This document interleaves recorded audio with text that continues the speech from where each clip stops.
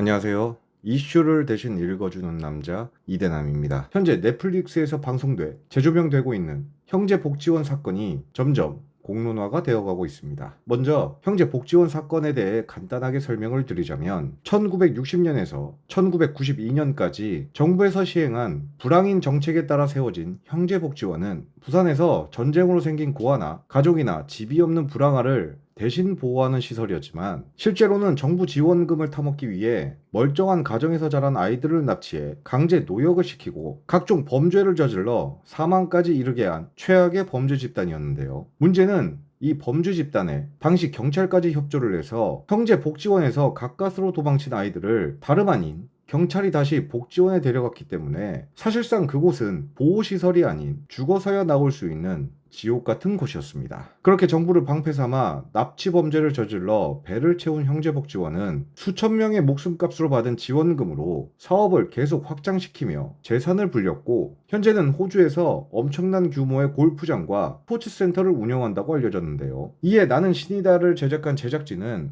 이번엔 나는 생존자다라는 타이틀로 당시 형제복지원에서 생존한 생존자들을 취재했고 그 복지원을 운영했던 원장과 그의 가족들에 대해서 조사를 했습니다. 그리고 그 결과 현재 복지원 원장의 조카는 호주 시드니에 있는 골프 연습장과 그 옆에 위치한 스포츠센터까지 소유하고 있다는 것을 알아냈고 대중들은 일제히 해당 스포츠센터와 골프장에 표시된 구글 지도에 별점 테러를 하고 있는 상황인데 그런데 여기서 정말 어이가 없는 것은 나는 생존자다 제작진이 취재를 위해 원장의 조카를 만나러 갔을 때는 분명 조카는 제작진과 영어로 대화를 했지만 알고 보니 조카는 한국말을 매우 잘했으며 수천 명의 희생으로 벌어들인 돈으로 잘 먹고 잘 살고 있는 주제에 피해자에 대한 미안함은커녕 몇십 년이나 지났는데 이제 와서 이러냐라며 따져댔고 오히려 제작진과 헤어지자마자 사악하게 웃는 등 전혀 반성의 모습을 찾아볼 수가 없었는데요. 그러나 대중들의 별점 테러가 쇄도하고 호주 언론에서 대대적으로 조카가 운영하는 사업장의 주소와 얼굴을 공개하는 바람에 현지에서 이 조카는 현재 많은 비난을 받고 있다고 합니다. 또한 원장의 둘째 아들은 현재 부산 사하구에서 두꺼비 오뎅을 운영하고 있었는데 이번 영상이 공개되자마자 대중들은 해당 매장을 귀신같이 찾아내 SNS에 공유를 하며 일제히 비난을 퍼부었고 결국 해당 매장이 망하게 생기자 둘째 아들의 와이프로 추정되는 인물은 자신의 SNS에 자신들과 원장은 무관하다며 가게에 대한 공격을 멈춰달라고 호소했지만 오히려 역효과가 나자 바로 글을 삭제한 뒤 현재는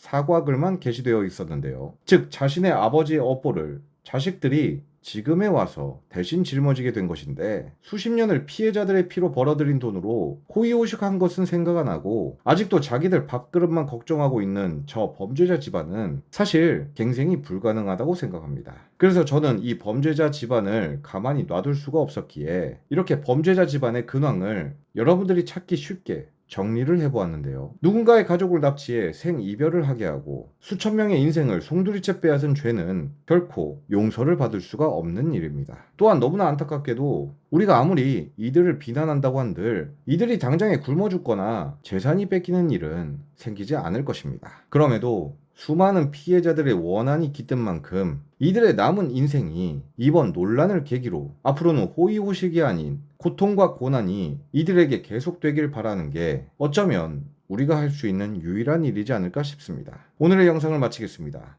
시청해주셔서 감사합니다.